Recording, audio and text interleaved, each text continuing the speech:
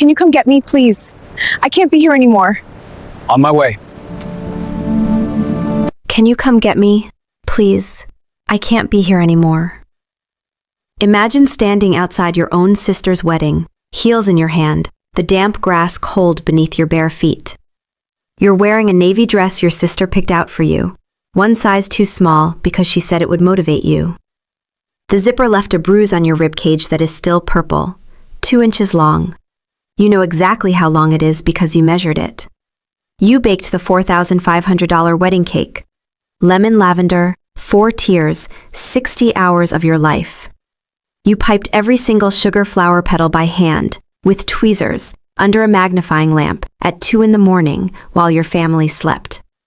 And 10 minutes ago, your mother leaned into your ear during the champagne toast and whispered, "Step out of the photo, Jennifer. You're ruining the aesthetic."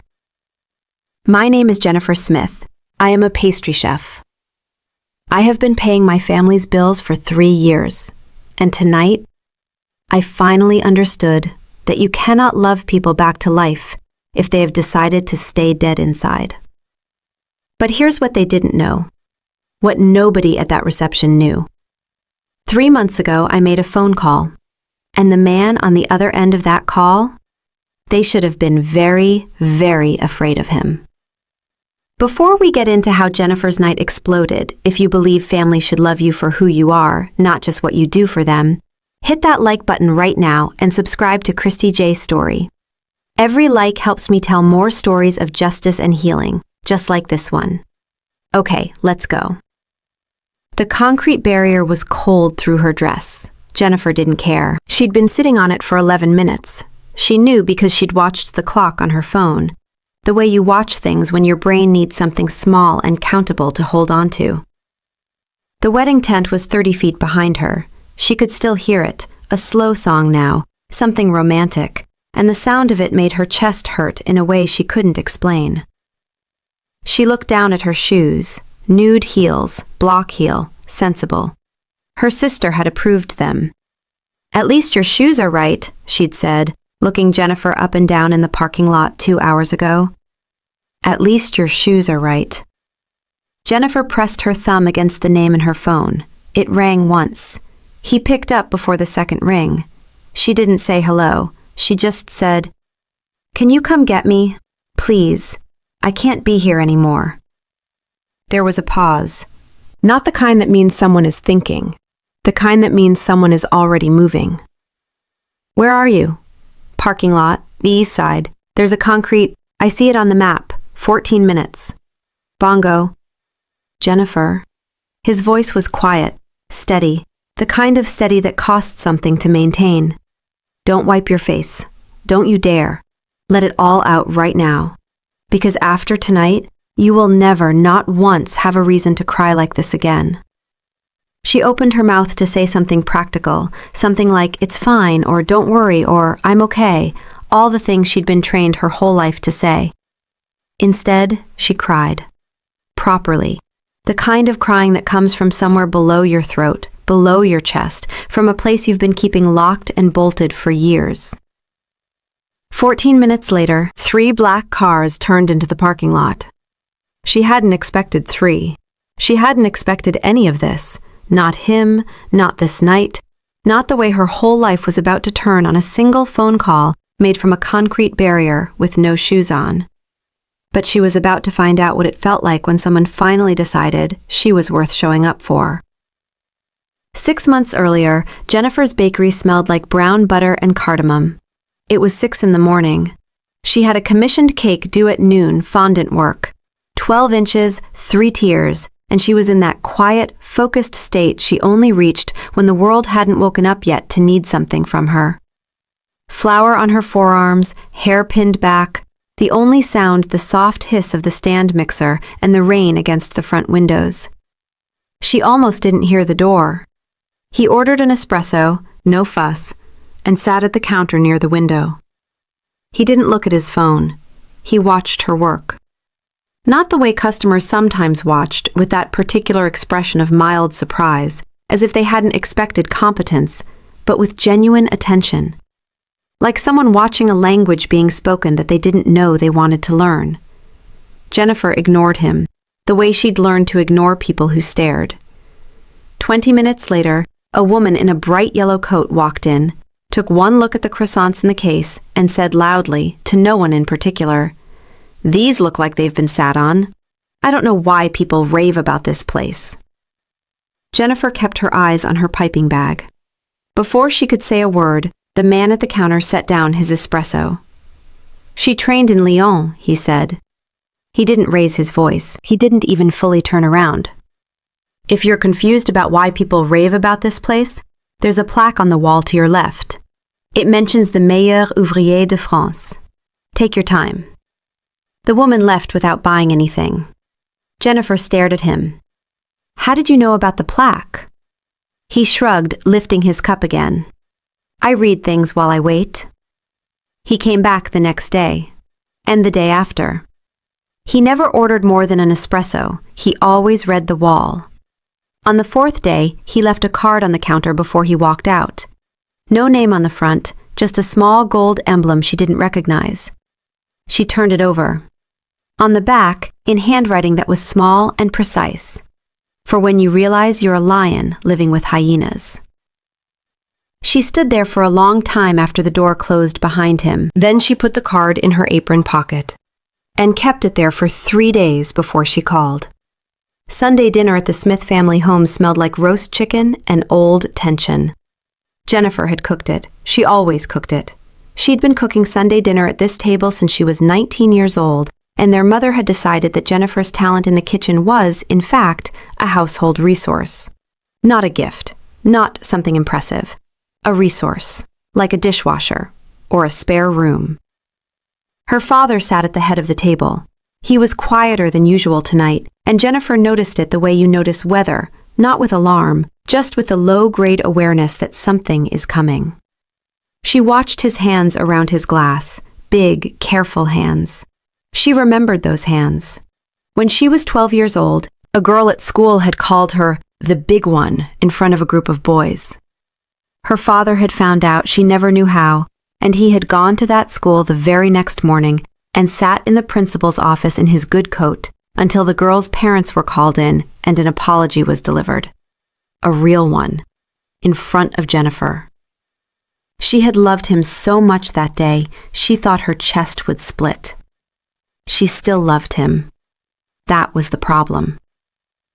The roast chicken was almost finished when her sister Danielle, 6 months from her wedding, glowing with the particular cruelty of someone whose future feels certain, set down her fork and announced that the rent arrangement would be changing. Effective next month. $600 more. For the honeymoon deposit. Jennifer's eyes moved to her father. He didn't look up from his plate. "It's just temporary," her mother said, refilling her own glass, "until they get settled." Jennifer did the math quietly, the way she always did difficult things alone, without showing her face. At her current salary, minus what she sent home each month, minus the new figure, she would not save enough to move out for another 4 years. 4 years. She looked around the table. Her mother was already talking about the venue deposit. Danielle was showing their mother something on her phone, laughing. Her father was cutting a piece of chicken into smaller and smaller pieces, not eating any of them. They weren't just taking her money. They were making sure she could never afford to leave. Have you ever felt like the more you give, the more they take? Tell me your story in the comments right now. And tell me where in the world you're watching from. I read every single one. Let's keep going. His name was Bongo. She didn't ask why. There are people whose names belong to a life you're not yet allowed to see, and she understood instinctively that his was one of them. They met for coffee the first time, then walks. Then somehow, without either of them declaring it, it became a regular thing every Tuesday and Thursday. A table at the back of a small Vietnamese place near her bakery, where the owner knew him by name and always brought the tea before he ordered it. Oolong. A specific one, from a shop in Chinatown she'd mentioned once, offhandedly, in their second week. He'd remembered. He always remembered. He remembered that she took her tea without sugar but with oat milk, that she got a tension headache behind her left eye when she'd been on her feet for more than 10 hours. That she laughed differently when she was genuinely amused versus when she was being polite. He catalogued her without making her feel catalogued. It was the strangest feeling she'd ever had, being known without being studied. But he didn't offer himself back in equal measure. "What do you do?" she asked, one Thursday in October, watching a quiet man near the door who had been watching their table since they arrived. "Business," Bongo said. "That's not an answer." "No," he agreed, "it's not." She looked at him across the table. "What are you afraid of?" He was quiet for a moment, long enough that she thought he wasn't going to answer. Then, "That I'll show you who I am before you're ready to see it." The words landed somewhere behind her sternum. She didn't answer. She wrapped both hands around her tea. 3 weeks later, as they walked to her car after dinner, a black sedan she'd seen before, same plates, different angle, was parked across the street. She wouldn't have noticed. He noticed everything. His whole posture changed in under a second. Not panic, something colder than panic. Precision. He walked her to her car door, one hand briefly at the small of her back. Not possessive, protective, the way a wall is protective. And said quietly, "Drive straight home, don't stop." She drove straight home. She didn't stop. But she thought about the way his eyes had looked in that moment. And she realized she wasn't afraid of whatever he was protecting her from. She was afraid of how much she trusted him already. The bridal boutique was pink and white and smelled like synthetic roses, and Jennifer hated it from the moment she walked in. Danielle had chosen the bridesmaids' dresses, blush, off-shoulder, forgiving cuts for the 3 friends who would wear them. Jennifer's dress was different, navy, cap sleeves. And when the consultant pulled it from the garment bag with practiced ceremony, Jennifer could see immediately, before she even touched it, that it was a size too small. "It's aspirational," Danielle said. Their mother nodded. Jennifer put the dress on in the fitting room alone. She already knew what was coming. She'd spent 30 years knowing what was coming. The zipper caught at her ribcage and stuck. She reached back, tried to ease it, felt the metal teeth bite into skin. She worked it up by degrees, breathing carefully, until it sat, closed, technically, like a hand gripped around her middle. She walked out. Danielle's friends made a sound that was not quite a laugh and not quite silence. "You just need to walk upright and you'll be fine," Danielle said, tilting her head, assessing. Their mother stepped forward and pulled the fabric taut at Jennifer's waist. One sharp tug, adjusting, displaying, as if Jennifer were a garment on a mannequin. "You've always been a disappointment to the Smith name, Jennifer," she said. Not angry. That would have been easier. She said it the way people state weather. "You had every opportunity to take care of yourself. Every opportunity." The consultant found something important to do in a different room. Jennifer stood in the mirror for 3 seconds. She looked at her own face, composed, careful, the face she'd been perfecting since she was 12 years old, and learned that falling apart in public cost more than it was worth. Then she walked back into the fitting room, changed, and sat on the small velvet bench until she was certain her hands had stopped shaking. In the car, alone, she peeled the dress off her shoulder and looked at the bruise. Deep purple. A crescent shape, 2 inches long, exactly where the zipper had pressed hardest. She took a photo. She sent it to one person with no words. Bongo's reply arrived in 4 seconds. 3 weeks until the wedding. Hold on. She stared at it for a long time. She didn't know what it meant. She saved it anyway. 48 hours. That was how long it took Jennifer to build the wedding cake. Not straight through. 48 hours broken across 3 nights, because she still had a bakery to run in the daylight hours, commissions to fill, a business that didn't pause for family obligations. Lemon lavender, 4 tiers. She made the curd from scratch. Real lemons, real butter, the kind of process that couldn't be rushed without ruining it. She made the buttercream twice because the first batch was 2 degrees too warm, and she could feel it in her wrist when she tested the consistency. And she refused to put her name, even implicitly, on something that wasn't right. The sugar flowers took 11 hours alone. She worked under a magnifying lamp, tweezers in hand, shaping each petal at 1 and 2 and 3 in the morning, while the rest of her family slept and the rest of the city slept, and the only sound was the lamp's faint electric hum. She told herself this was the last thing. At the venue, she was directed to the service entrance. The catering staff hadn't been briefed about the cake. She found this out when she arrived at the loading bay with 4 boxes and nobody to help her. She carried them in herself. She assembled the tiers in the kitchen, her back aching in the way it ached after a long service, set the top tier with both hands, stepped back. It was beautiful. She knew it was beautiful. She had always known when her work was right. She walked out to the reception just as the guests were gathering near the dessert table. A woman in a green fascinator pointed at the cake and said to her companion, genuinely moved, the way people are moved by things they didn't expect to be moved by, "Have you ever seen anything like that? Who made this?" From across the room, Jennifer heard her sister answer, "Oh, a local chef. She does custom work. Very talented." A local chef. Jennifer stood perfectly still for exactly 4 seconds. She did not look for her sister. She did not look for her mother.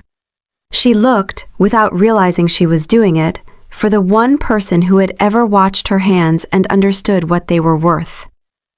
The room was full of beautiful strangers. He wasn't here. Not yet. The photographer had one of those cheerful, efficient voices that cuts through crowd noise without ever seeming to shout. "Immediate family, let's get everyone together. Right over here, beautiful light." Jennifer moved toward the group. It was automatic, the way you move toward your family in a photograph, not because you've thought about it, but because it has never, in your entire life, occurred to you that you might not be included. Her mother saw her coming. There was a pause. A recalibration behind the eyes that Jennifer recognized the way you recognize a specific kind of weather. "Actually, Jennifer, stand back just a moment.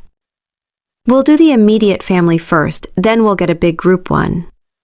Jennifer stopped. She stepped back. The photograph was taken, then another one, slightly different angle, then a vertical. Then the photographer said, "Beautiful, gorgeous, one more." And then the family relaxed and laughed, and someone fixed Danielle's train, and the photographer was already walking toward the next setup. Nobody called her forward. Jennifer stood with her clutch in both hands and counted the people in the photo she'd just been excluded from. Her mother, her father, Danielle and her new husband, his parents, his brother, his college roommate, a man Jennifer had met twice, whose last name she couldn't remember, standing in the back row between her father and her aunt. His college roommate was in the photo. She was not. The guests moved toward the dinner tables in a warm, murmuring tide. Jennifer stood where she was. Her father passed her, close enough that she could see the set of his jaw, the particular stillness of his face that she had been reading for 30 years. He paused. 1 second. She genuinely thought, this is it. This is when he says something. This is the moment. He was the man who sat in a principal's office in his good coat. He was the man who waited until the apology was real. He pressed a folded envelope into her hand without meeting her eyes, and walked away. She opened it. It took her 17 seconds to understand what she was reading. Eviction notice. 30 days. She looked up. The tent was full of music and light, and her sister dancing with her new husband, radiant and oblivious, and her mother laughing at something with her hand on someone's arm, and her father disappearing into the crowd. Jennifer looked down at her bare feet on the damp grass. She took her heels off. She walked to the parking lot. She sat on a concrete barrier, and she dialed. She heard them before she saw them. Not an engine sound exactly. more like the particular quality of silence that three large vehicles create when they move slowly and with purpose through a space that wasn't expecting them. The parking lot light caught the first car's windshield, then the second, then the third. Black, all three. Moving in sequence, unhurried, the way things move when the outcome has already been decided. Jennifer stood up from the concrete barrier. The second car stopped closest to her. The door opened. Bongo stepped out. He was wearing dark clothes, nothing remarkable, and he moved with the same unhurried quality as the cars. Calm in a way that had weight behind it, the way still water has depth behind it. He crossed to her, took her hand, and pressed the back of it briefly to his lips. Then he turned around. The reception had noticed the cars. The music had stuttered. The DJ faded the track without being asked, the way you fade something when the room changes. Guests near the entrance had drifted toward the parking lot with that particular human instinct. Something is happening. I should see it. Jennifer's family stood together near the tent entrance. Her mother, Danielle, the new husband, her father who once wore his good coat and waited. Bongo didn't walk toward them so much as arrive near them, the way a weather front arrives, without announcement, simply present. He took out his phone. "I'm going to read some things," he said. He didn't raise his voice, he didn't need to. "You don't need to respond." He read. Text messages, specific ones, with dates and names attached. The kind of messages that, once read aloud in a parking lot full of witnesses, in front of the people who sent them, become something permanent. Her mother's voice in those messages, her sister's. Words about money and weight and worth that had been sent in what they must have believed were private moments. He read them clearly, without commentary, without expression. He said that copies had already been sent, to her father's employer and to a lawyer, with documentation of 3 years of financial coercion. That her sister's followers had received a brief, factual account, along with screenshots. Danielle looked at her phone. It was already lighting up. Jennifer watched her sister's face change. She had never seen that expression on it before, not in 30 years of living beside it. The expression of someone watching something they believed was permanent become, in real time, undone. Bongo looked at her father last, the man who wore his good coat, who waited in a principal's office, who once made the world deliver a real apology to his 12-year-old daughter. "You had a daughter worth protecting," Bongo said. "You had already proven you knew how. You decided she wasn't worth the effort." He left a pause, a long one, the kind that doesn't ask for a response, but holds space for the weight of one.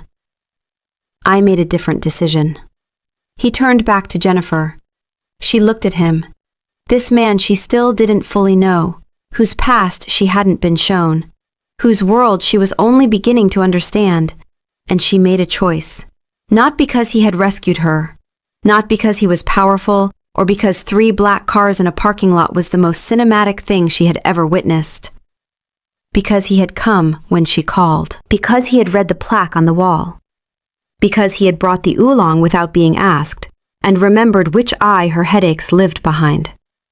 Because she was tired, so deeply, so permanently tired, of people who made her earn the right to be loved. She picked up her heels. She walked to the car. She didn't look back. The commissary kitchen had skylights. That was the first thing Jennifer had noticed when she signed the lease. The way the morning light came through those windows and landed on the stainless steel in long, pale rectangles, and how the whole space smelled like possibility and industrial cleaner, which she'd always thought were more or less the same thing. Her name was on the lease, just hers. She had a wait list now, 12 clients ahead, and she'd stopped taking new inquiries until the current ones were fulfilled, because she had learned, slowly and at real cost, that saying yes to everything was not generosity. It was a habit she'd inherited from people who had benefited from it. She still had hard days. She still flinched sometimes at a certain tone of voice, that brisk, dismissive tone that her mother had perfected. The one that made you feel like an interruption, even in your own sentence. She was learning, with real effort, to let people finish that tone in a room she had already left. She was sleeping through the night now. That was new. That mattered more than she could explain to anyone who hadn't spent years lying awake cataloging what she owed people. A news clip loaded on her phone one Thursday morning while she was waiting for the oven to come to temp. The family had lost the house. The mortgage, without her rent, had gone 3 months unpaid. There was a brief, matter-of-fact segment about it on a local channel. Jennifer watched it for 4 seconds. Then she put her phone face down on the counter and went back to her piping bag. She was working on a commission. Cardamom and pear, a birthday cake. A woman who had found her through word of mouth and cried a little on the phone describing what she wanted. Jennifer had stayed on the call for 40 minutes. She did that now. She took her time. She and Bongo were not a simple story. He was still guarded in the ways he was guarded. There were rooms in him she hadn't been shown, and she was learning not to stand outside closed doors waiting. He was learning, visibly and imperfectly, to open them before she had to ask. They were both learning. That felt right to her. She was suspicious of ease. Every Sunday he came to the kitchen. He always brought the oolong, the specific one, from the shop in Chinatown. She always made something with brown butter because he had told her once, carefully, like someone offering something they weren't sure would be received, that it was his favorite smell in any room. Neither of them needed it to be more than that, for now. There was a knock at the commissary door. He was early.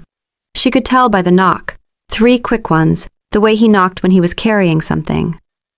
She wiped her hands on her apron and crossed the kitchen, opened the door.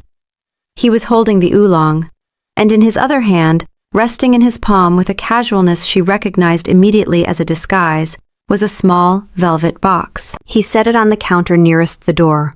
Didn't say anything.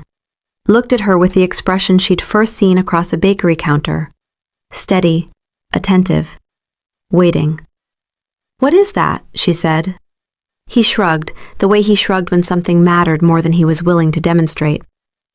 "Something I've been carrying since the bakery." Jennifer looked at the box. She thought about a concrete barrier and cold grass and a phone ringing on the first ring. She thought about a zipper and a bruise and 60 hours of work and a champagne toast she had stood outside of. She thought about a plaque on a wall and a card in an apron pocket and an oolong she hadn't had to ask for in over a year.